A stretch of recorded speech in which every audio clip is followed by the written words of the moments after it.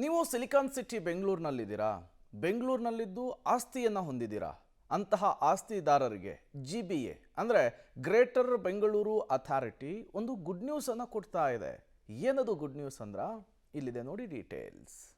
ಬೆಂಗಳೂರಿನ ಆಸ್ತಿ ಮಾಲೀಕರಿಗೆ GBA ಗುಡ್ ನ್ಯೂಸ್. ಬಿ ಖಾತಾಗಳಿಗೂ ಎ ಖಾತಾ ಮಾನ್ಯತೆಗೆ GBA ತಯಾರಿ. ಗ್ರೇಟರ್ ಬೆಂಗಳೂರು ಪ್ರಾಧಿಕಾರದಿಂದ ಹೊಸ ಆಪ್. DCM ಅನುಮತಿ ನೀಡಿದ ಬಳಿಕ ಎ ಖಾತಾ ವಿತರಣೆ. ಬೆಂಗಳೂರಿನ ಆಸ್ತಿ ಮಾಲೀಕರಿಗೆ ರಾಜ್ಯ ಸರ್ಕಾರ ಗುಡ್ ನ್ಯೂಸ್ ನೀಡಿತ್ತು. ಇದರ ಬೆನ್ನಲ್ಲೇ ನಗರದ ಎಲ್ಲಾ ಬಿ ಖಾತಾಗಳನ್ನು ಎ ಖಾತಾ ಮಾನ್ಯತೆ ನೀಡಲು ಕಳೆದ ಸಚಿವ ಸಂಪುಟದಲ್ಲಿ ತೀರ್ಮಾನ ತೆಗೆದುಕೊಳ್ಳಲಾಗಿತ್ತು. ನಗರದಲ್ಲಿರುವ ಅಕ್ರಮ ಮತ್ತು ಅನಿಯಂತ್ರಿತ ಕಟ್ಟಡ ಮತ್ತು ವಿನ್ಯಾಸಗಳನ್ನು ನಿಯಂತ್ರಿಸಲು ಈ ಕ್ರಮವನ್ನ ರಾಜ್ಯ ಸರ್ಕಾರ ಕೈಗೊಂಡಿತ್ತು. ಆದರೆ ಆದೇಶ ಆಗಿ 1 ತಿಂಗಳು ಸಮೀಪಿಸ್ತಾ ಇದ್ರೂ ಇನ್ನೂ ಎ ಖಾತಾ ವಿತರಣೆ ಆಗಿರಲಿಲ್ಲ.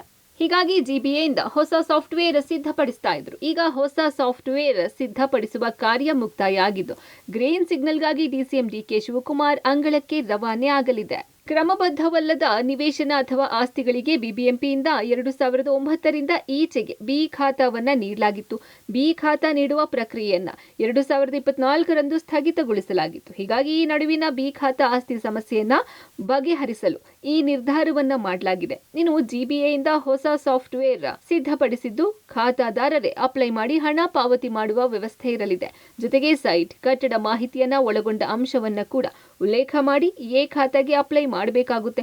ಒಂದಷ್ಟು ಅಂಶಗಳನ್ನು ಒಳಗೊಂಡಂತಹ ಸಾಫ್ಟ್ವೇರ್ ಸಿದ್ಧವಾಗಿದ್ದು ಈ ಸಾಫ್ಟ್ವೇರ್ ಸಿದ್ಧವಾದ ಬಳಿಕ ಮುಂದಿನ ತಿಂಗಳು ಎ ಖಾತಾ ವಿತರಣೆ ಆಗುವ ಸಾಧ್ಯತೆ ಇದೆ. ಹೊಸ ಸಾಫ್ಟ್ವೇರ್ ಜೊತೆಗೆ ಒಂದಷ್ಟು ಮಾರ್ಗಸೂಚಿಗಳು ಎ ಖಾತಾ ಪಡೆಯೋಕೆ ಜಾರಿಯಾಗಲಿವೆ.